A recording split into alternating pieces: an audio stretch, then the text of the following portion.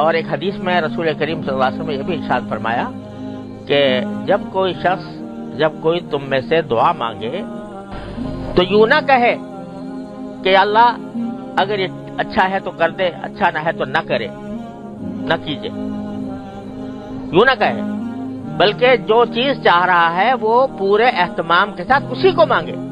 ये ना कहे कि ये अच्छा है तो कर दीजिए और अच्छा ना हो तो ना करिए, लेकिन ये मांगो, जब मांगना हो तो अज़्म करके मांगो और वो पूरा एहतमाम के साथ वो चीज मांगो, क्योंकि अल्लाह तबारक व तआला को कोई मजबूर करने वाला नहीं है।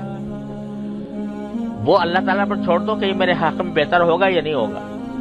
बेहतर होगा दे देंगे, नहीं होगा तो नहीं देंगे, वो उनकी हिकमत पर छोड़ दो। लेकिन जब मांगना हो तो मांगो, अज़्म करके पुख्ता तरीके से मांगो। हदीस में अल्फाज